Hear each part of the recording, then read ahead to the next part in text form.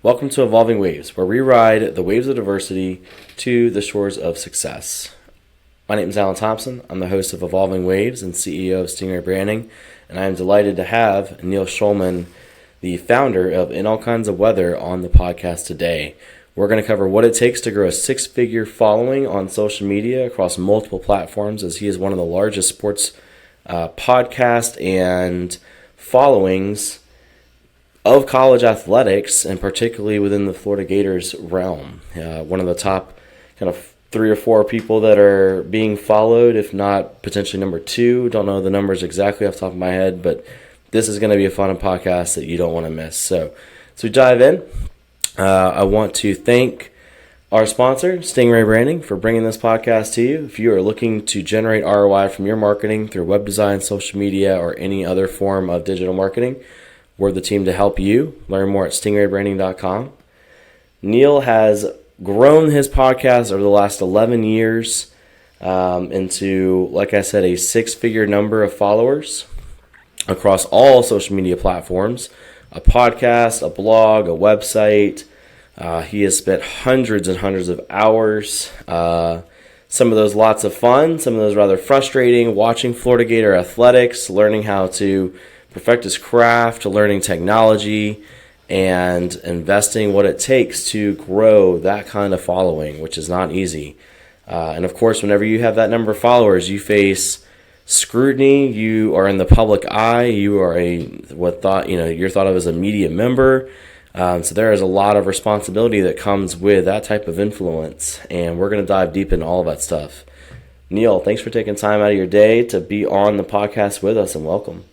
Thanks for having me. I'm glad to be on the other side of this. For those who may not know, I am the producer of this show, and I'm not running In All Kinds of Weather, which most Gator fans probably know me as the In All Kinds of Weather guy. But when I'm not doing that, I am working for you, working on producing this show, working on helping generate leads for Stingray Branding. But having produced the show on the other side of the table here, it's cool to be on this side in the so-called hot seat. Absolutely, yes. As we kind of dive into your story, why don't you share the background, right? What led you into founding In All Kinds of Weather, and what has guided you over the last 11 years to get to where we are now?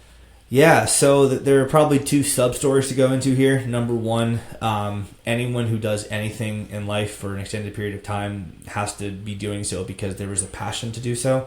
So I've been a Gator fan since I was a little kid. My mom went to the University of Florida. Her father, my grandpa, went to UF. Countless cousins, uncles, aunts, grandparents, ancestors went to UF.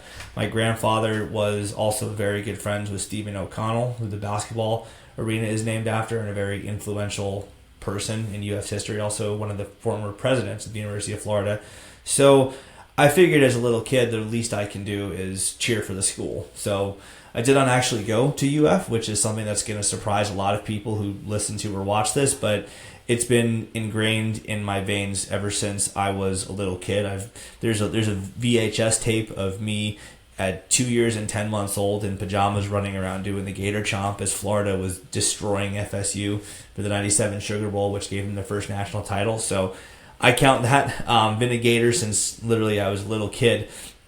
And the other sub-story to In All Kinds of Weather is that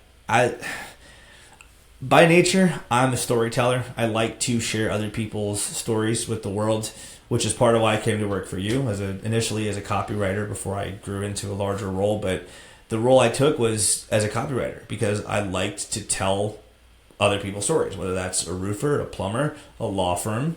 We've worked with real estate agents. I've done blogs for probably 20 different industries, and it's because I like to share with the world what it is that makes them good, more specifically what makes them the best at what it is that they do. So the Florida Gators being a passion of mine, and writing and storytelling being a passion of mine, it felt like a pretty easy way to merge the 2 together and make it into a hobby. Is it still a hobby today? I would say it is a cross between a hobby and a business. There is money that we make off it. I have a staff now.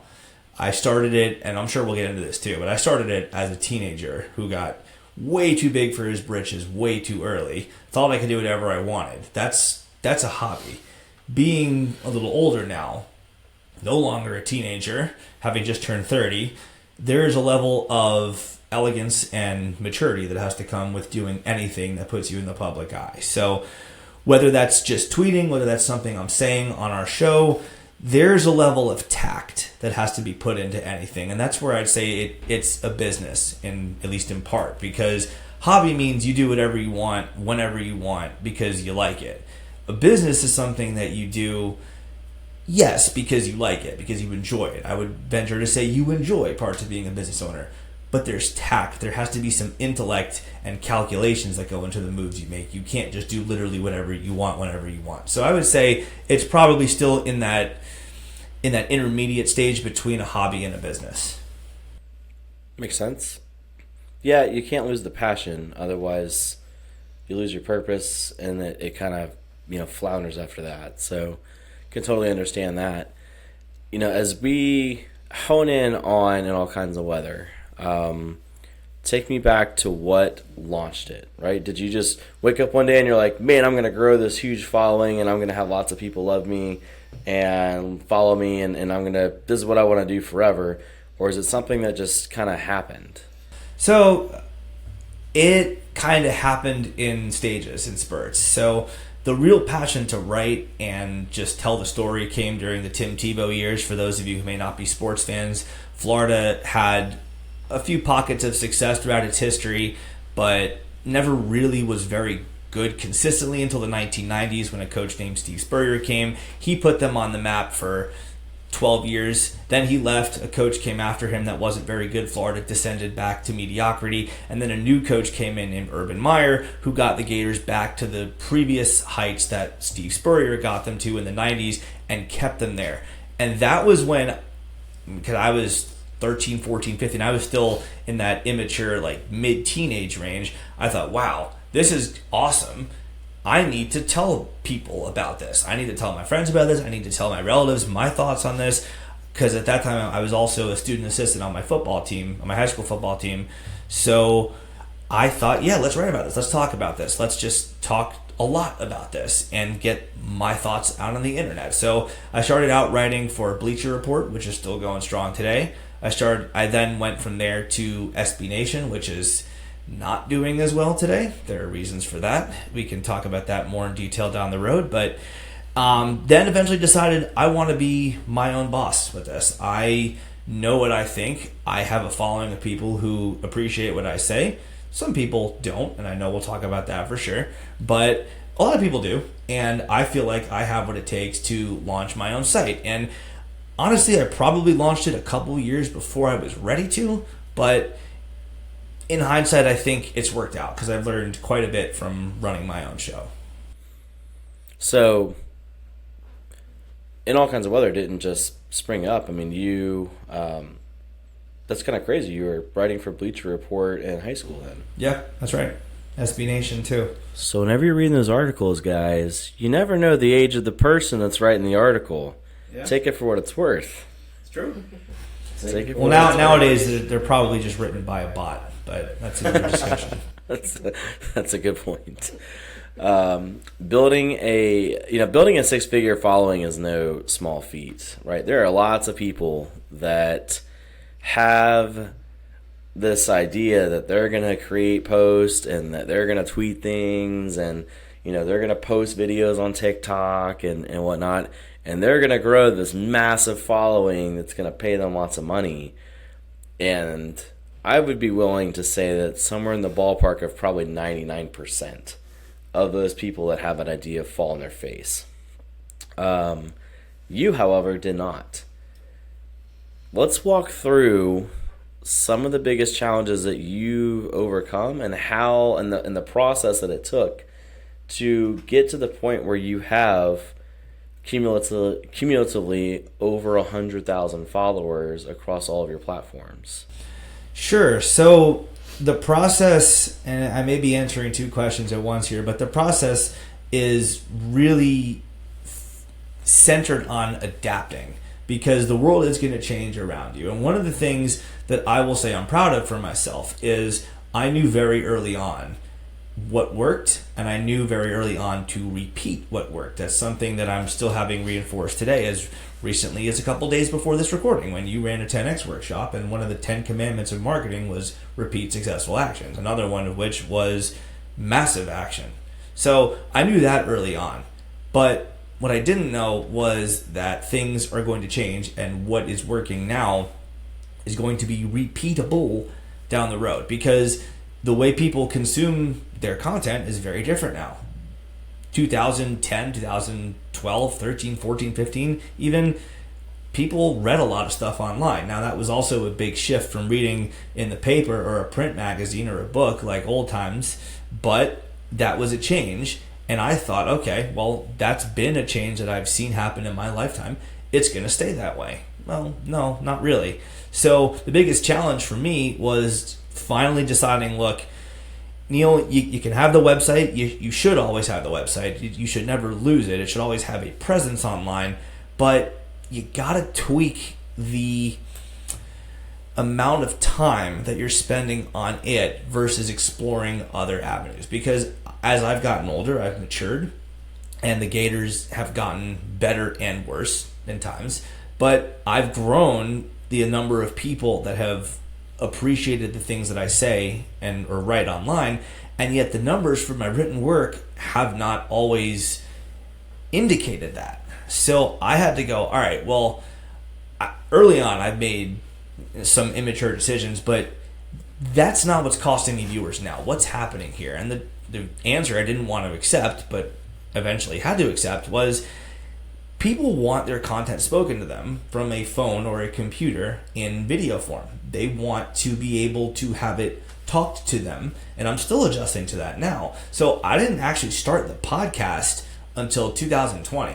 I'd been eyeballing it in 2018 and 19, but I didn't actually launch it until 2020. So the podcast itself is only 4 years old. The website, the Twitter account, the Facebook page that have all those followers, and the original YouTube account where I just uploaded all the old Gator games. I just converted them into a playbackable fashion and uploaded them. But the podcast itself is only 4 years old, and that's been an adjustment for me because I've had to spend a lot more time on that and realize that that's got to be the focus of the operation here. It cannot just be a side piece of it.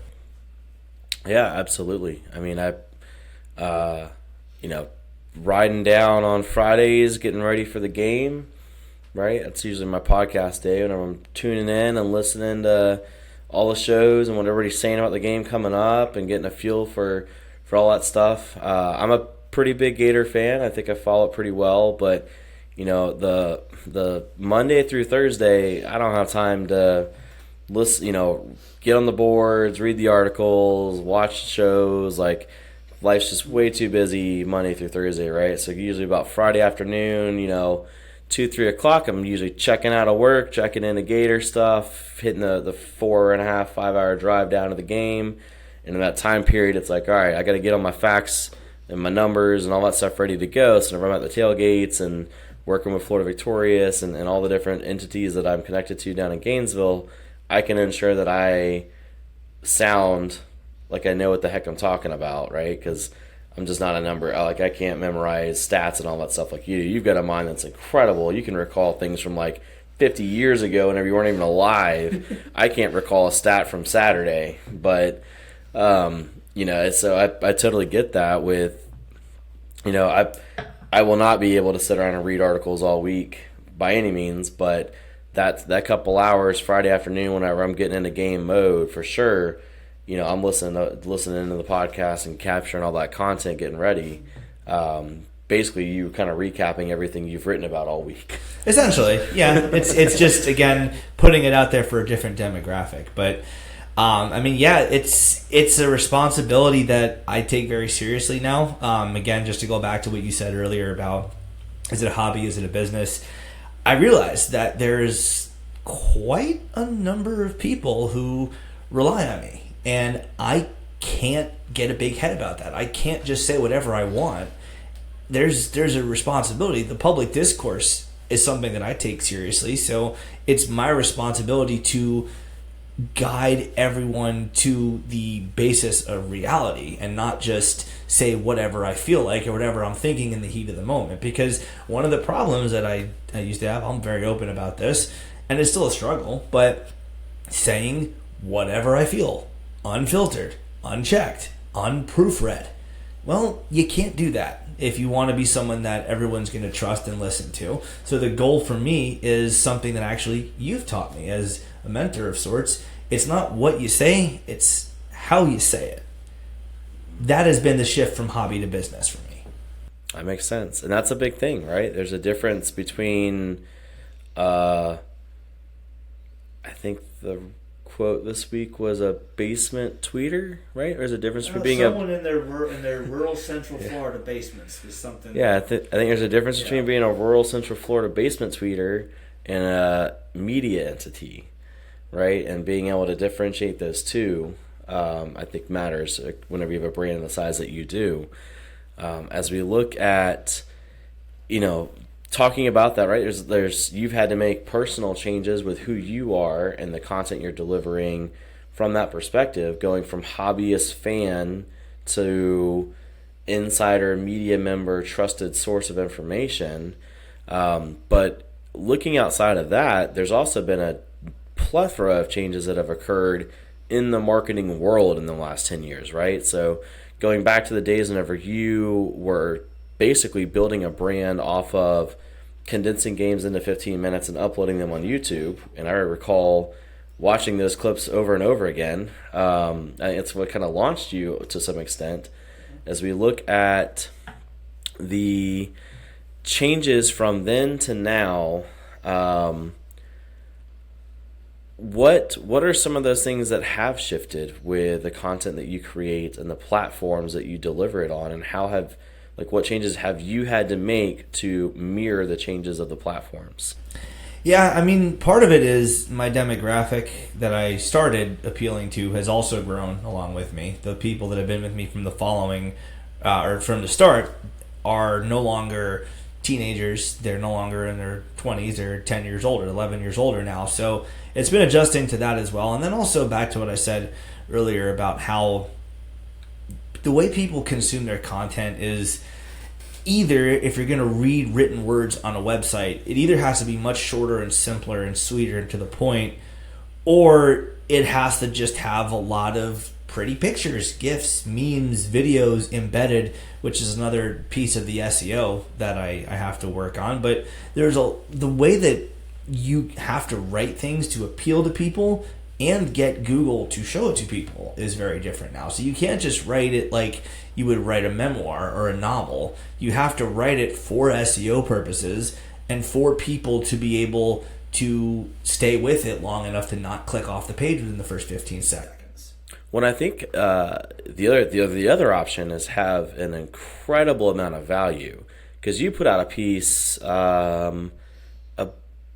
about a year and a half or 2 years ago, if I recall, it was a 6-month project that you took a ton of research and an insane amount of time, but went viral, right? I believe you had over 100,000 views, I think, within a matter of a couple of hours. Yeah, and then it hit about 5.5 million within the first week.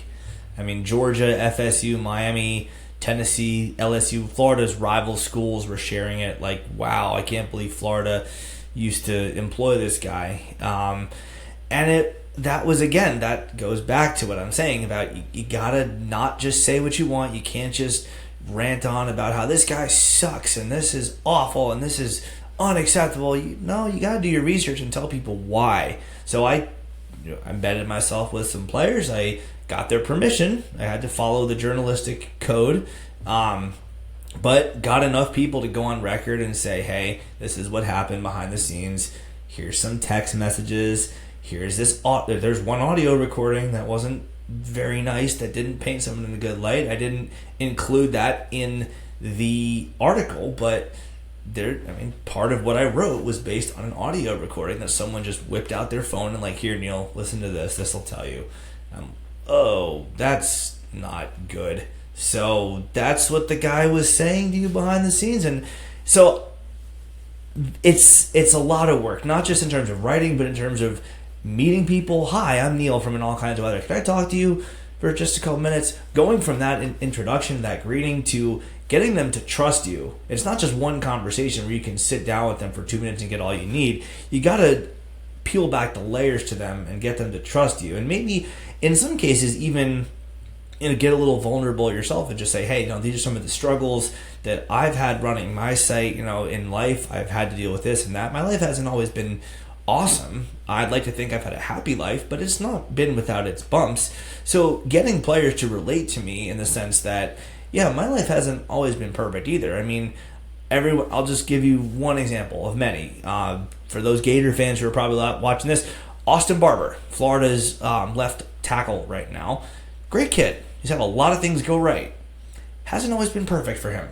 So being able to relate to him and share that common ground was what got him, I think, to be a little bit more open with me and give me some of the content that I used in that piece. Now, the other thing I want to point out too is, when you said earlier about a media entity that I am, I think that I like to describe In All Kinds of Weather as, again, when I talked about it being a perfect balance between a hobby and a business, I like to think of It All Kinds of Weather as a perfect balance, perfect hybrid between the fandom and the media side, because I don't ever want to lose the fandom. I don't ever want it to be completely non-existent in my coverage, because I think that's what makes it authentic.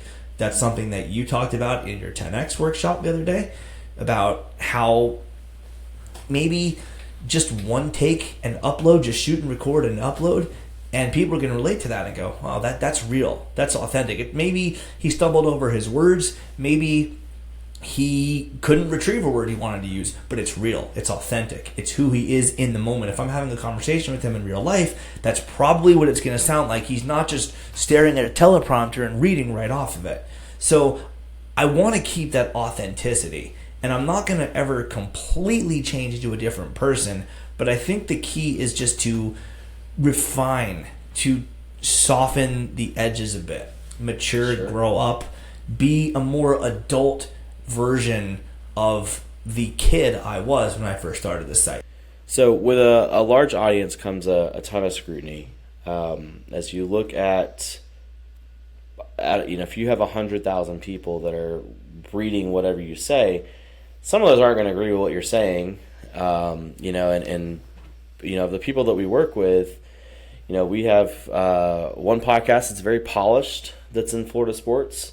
We have you that's a little less filtered. And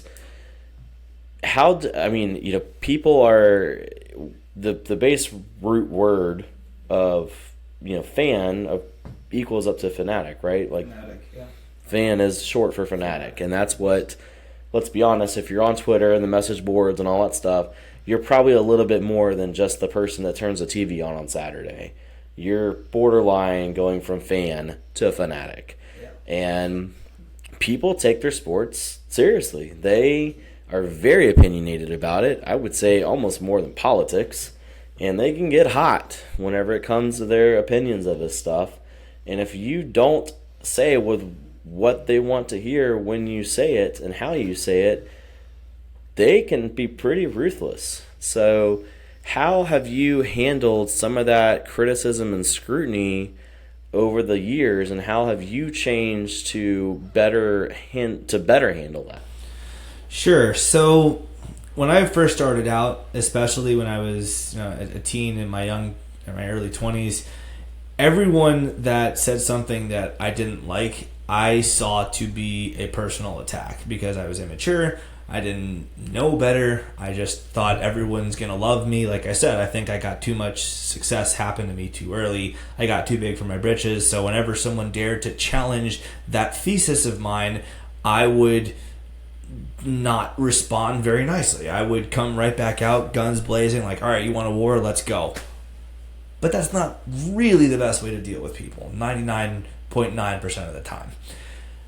What I've learned now is I can pretty much read off a scorecard for why people don't like me. Whereas before it was, why don't they like me? Everyone likes me.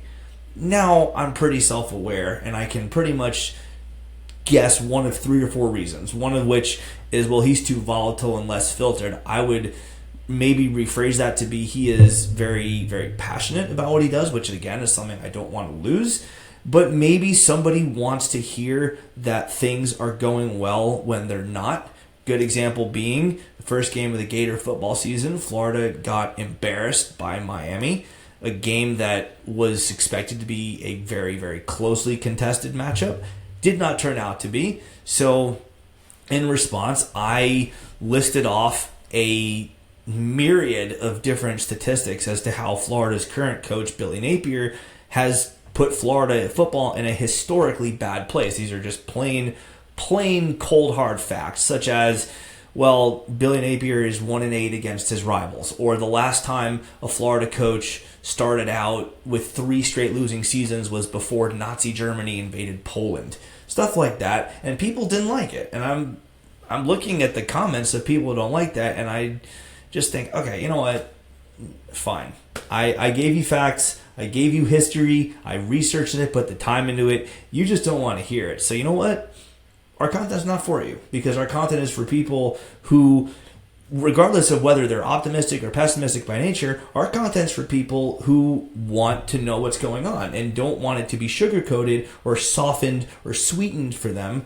It's just the way it is. It's the raw, plain, hard reality of it. And so anyone's going to criticize me for being too negative at a time when the current Florida coach has lost more home football games than a prior coach lost in 5 years, and this guy lost more games than that in his last 3 games that he's coached. I'm just going to shrug my shoulders and make peace with it, because it's just not something it's not something I'm going to change. It's not something that I think should change. Well, I think that if you're going to be an influencer, if you're going to have a following and your goal is to have tons of people tuning into the content that you're creating, and regardless of whatever fashion it is, I think that you have to know who you are, and you've got to be willing to accept who you are, and that you're not going to, like, everybody on the planet's not going to agree with who you are. It doesn't matter the industry, whether it's, sports, it's business, it's porn, like, it doesn't matter what it is.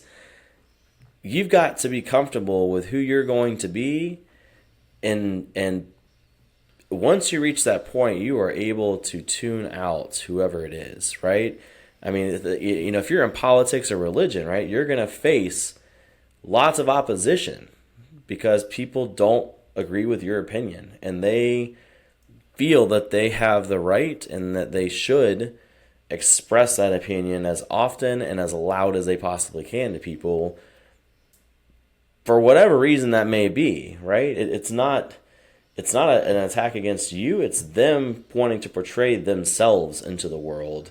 And because you have an opposing viewpoint of what they do in that moment, you are now becoming the target. And I can totally relate with, you read the comments and you feel like it's a personal attack against you, and having to eventually shift the mindset to understand that they are not attacking you as a person. They're attacking the brand that's saying those things.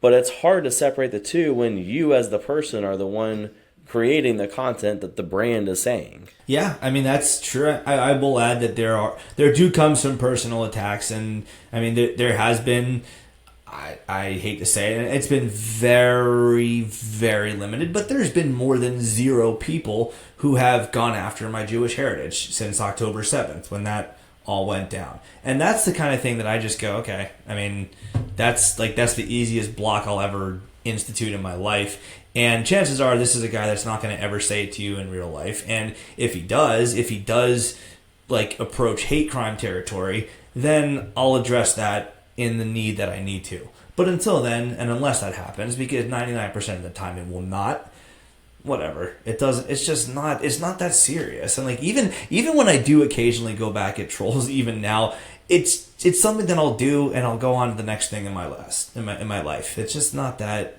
It's not that deep. It ain't that deep, as the meme says.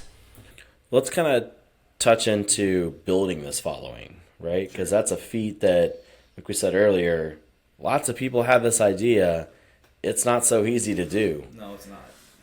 What are some of the common pitfalls that influencers or people that are trying to build a big brand should be aware of to try to avoid falling into those pitfalls or easy traps that you had to kind of learn as you went through this process?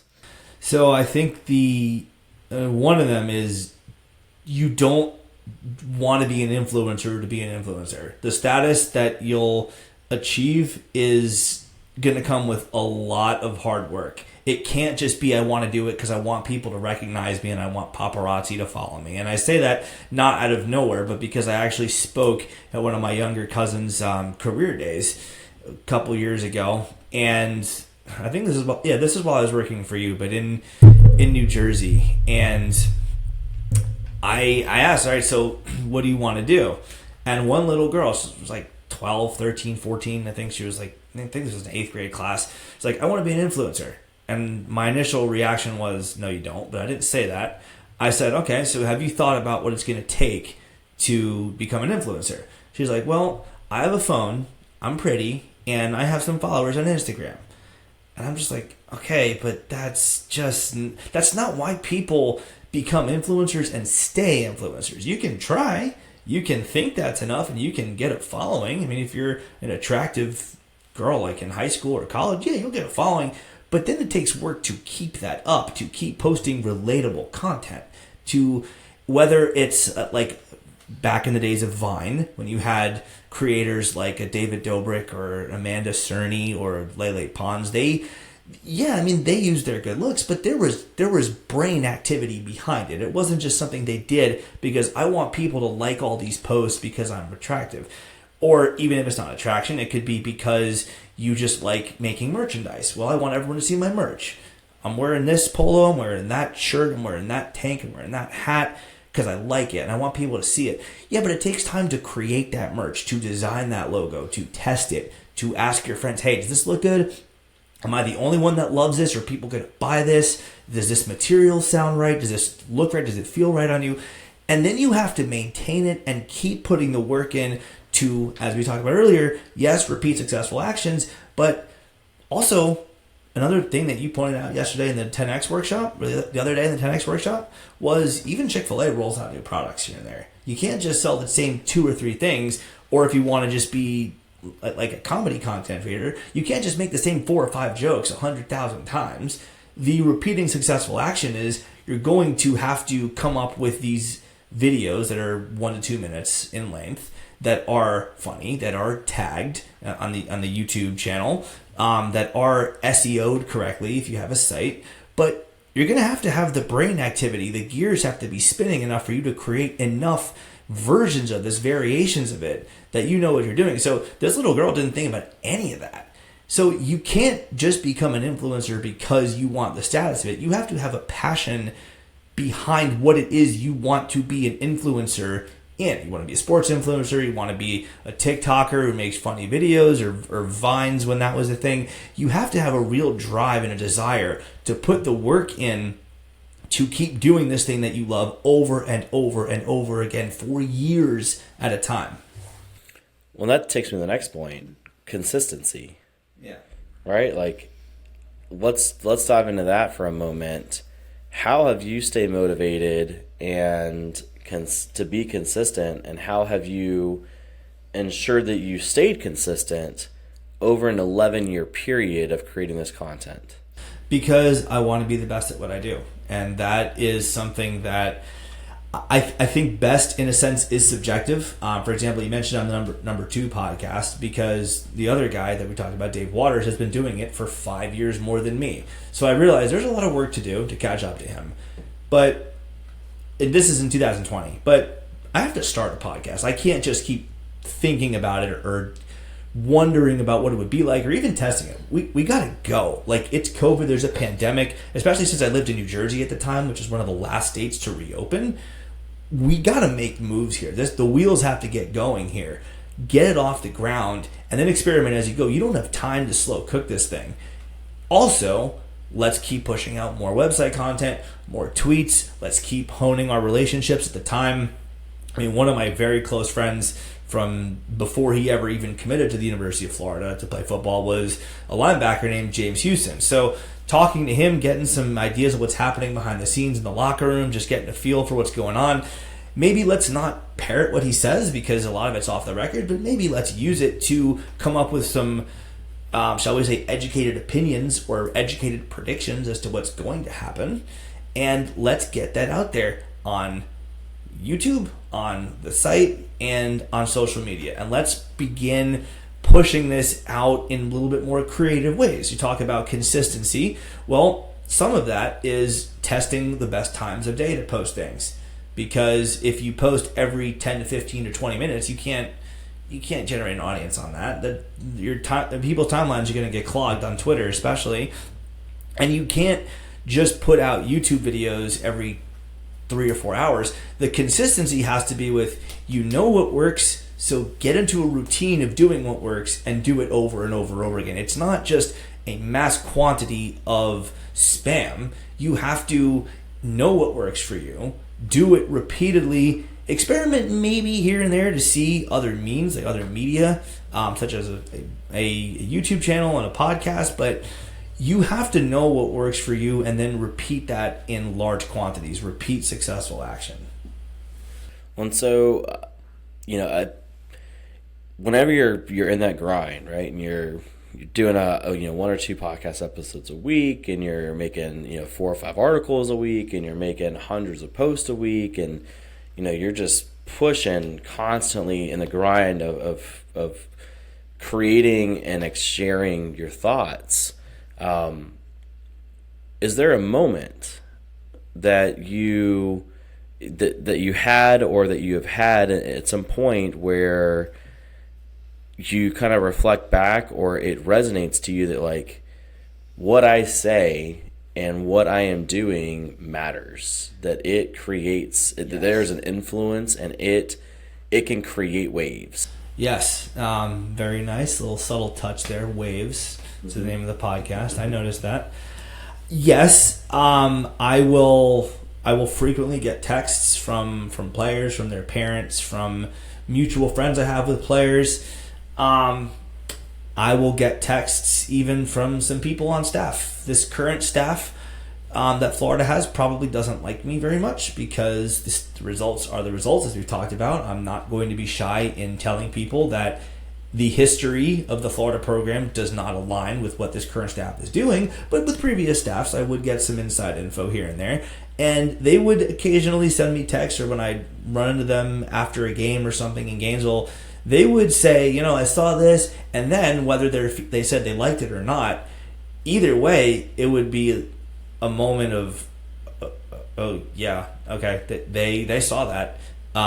This is real. This is real. Like, again, Neil, like talking to my 19, 20, 21-year-old self, you can't just say whatever you want. So when you talk about being a little bit less filtered, again, it's a balancing act. It's a balancing act between hobby and business, a balancing act between fan and media. I'm not media. I'm not just a fan. There's a middle ground there. So be the best version of that I can be, because there are people that are in positions of power. There are people with more knowledge of what's happening behind the scenes than I am, that I'm going to rely on for those relationships to get more information as to what's happening that you probably don't want to piss off. So just be careful. Even if they say, yeah, I love this tweet, it's another reminder, oh yeah, they saw that. Or, hey, I love that clip you did. Or, I love that soundbite you had on how Napier's tenure is historically bad. A player's parent said that to me not long ago.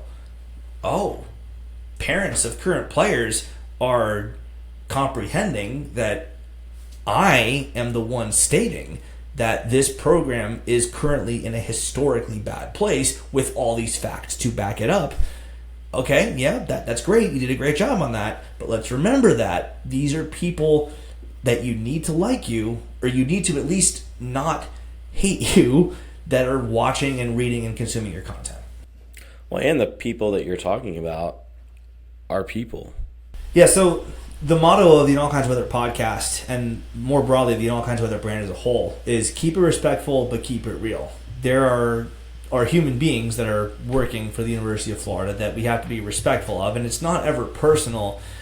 The one exception, and I have gone this way before, is if there is a moral issue with something that's happening. I mean, people watching, listening to this, I'm sure know about Jerry Sandusky at Penn State, Larry Nasser at Michigan State. If there's a situation where it comes out, for example, that a coach or a doctor or something is sexually assaulting our female athletes, oh yeah, I'm going after the person because that's disgusting.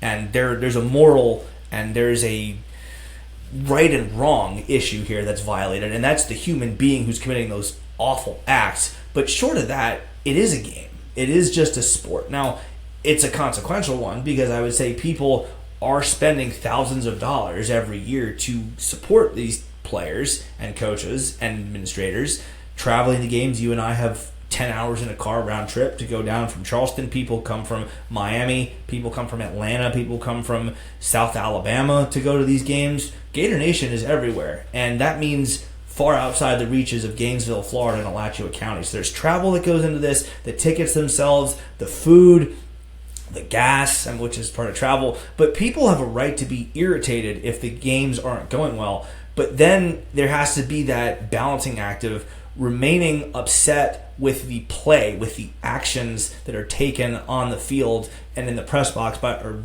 in the coaches booth by the coaches, while not making it personal about the players. Because if a player drops a pass, all right, you have to take the physical action that you're on scholarship for as a player to catch the ball. It doesn't mean you're a bad person. It doesn't mean that you're abusing someone off the field or that you're lazy in the classroom. It doesn't mean any of that. It's just a strict football failure. And if you're talking about strictly the game itself, I feel like anything you see on tape should be fair game to talk about, but keep it there. Don't bring in and don't even insinuate that, oh, this guy's just a loser, which is a pretty genuine broad statement. But if you just say it like that, if you just say those 4 words, this guy's a loser, you could lend yourself to other people saying, oh, well, this guy's going after his person. This guy's going after the human being behind that. And that's what we do everything in our power to avoid. Keep it respectful, but keep it real.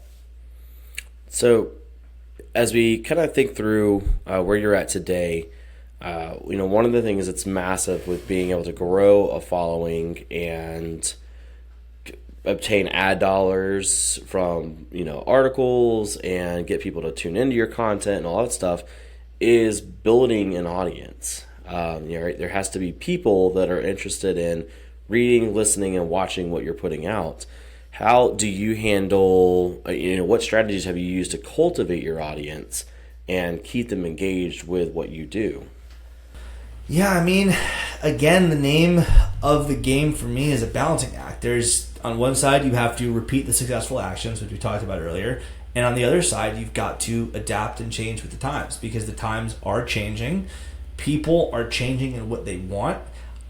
I say this as not an attack on any one person, but I think as a society, people are getting lazier because it is less work to have words spoken out of your phone or your iPad to you from a video than it is to read the words on a screen. So adapting to that, adapting to the changing demographics, and I mean, it's just a matter of maintaining the passion while keeping the tactfulness and the business and the end goal in mind, and just marrying those two concepts. Because I feel like whatever it is that you do, if you want to start your own, whether it's a side business or your own full-time company like you did, a branding agency, don't ever lose what it was that made you want to start it, but be willing to have days or weeks even that are less fun in order to do what you know is best for your business. So again, don't change so much that you want to just bury yourself in the ground and not ever have to get out and face the real world and its responsibilities.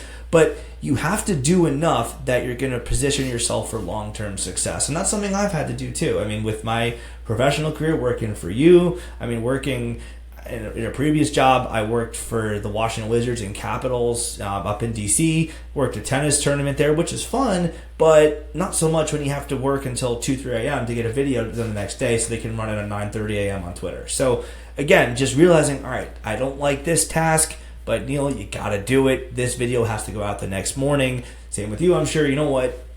I'm sure you've been in this spot too. I got to write this contract for this guy. I got to craft this proposal. And it's got to be in his inbox by 9:30 tomorrow morning, because then, next Monday is Memorial Day or Labor Day or whatever, or Thanksgiving Wednesday. This has to be done now. It's going to suck. I'm not going to sleep well. I'm probably going to be a wreck tomorrow. I'm going to need extra caffeine in me, but this has to be done. Making sacrifices like that while not putting yourself in the point of, you know what, I'm so miserable with this. I hate this so much that I'm just going to quit and sell the business. Middle ground. Marry the concepts, hybrid, be in the middle.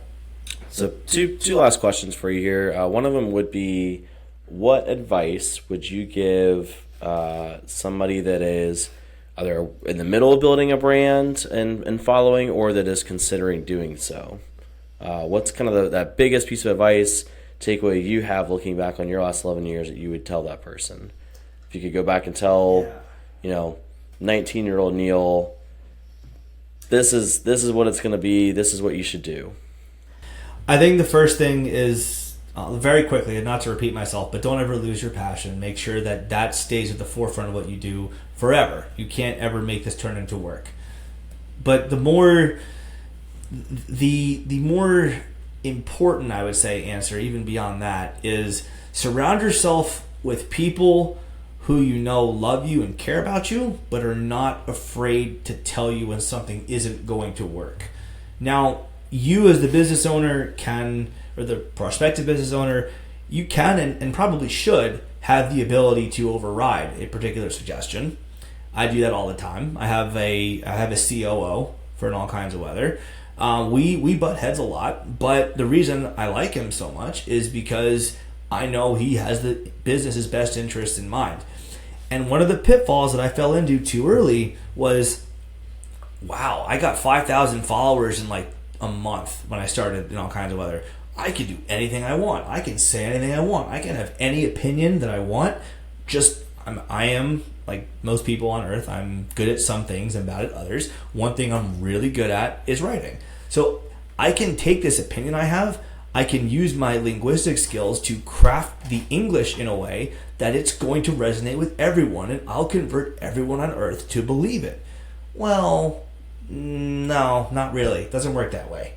You have to have a set of goals that are very attainable, but you also have to make sure that you don't get too big for your britches. You can't just assume that because you have initial success, like what got me my first 5,000 followers, I mean, doing what I just explained, yeah, they're probably going to like it, or at least some of them will, but that's not going to get you the next 5. It's not going to get you the next 35,000 followers.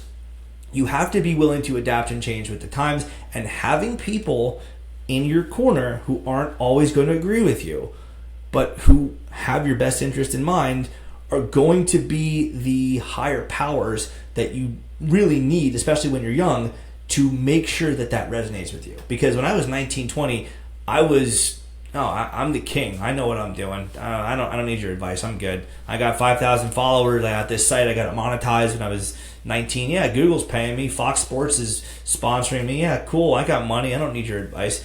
And then I made mistakes that I wouldn't have made otherwise because I just turned on other people's advice. Also, I was self-taught in a lot of these fields. I went to school for media and communications. I took a couple journalism classes, but didn't really have the ability to go through every situation I'd ever possibly face, and thus made mistakes as a result. So I wish I had more mentors like you, like Chris, my second in command, in a sense, people who'd been doing what I've been doing, writers older than me, to tell me, you know what, Neil, that's not going to work. I know that you just went viral for these comments last time, but that's because it was timed perfectly, or because you just had a small enough following that you wouldn't reach people necessarily that didn't agree with you. It's not going to work long term. Don't do it. You can't make a living that way.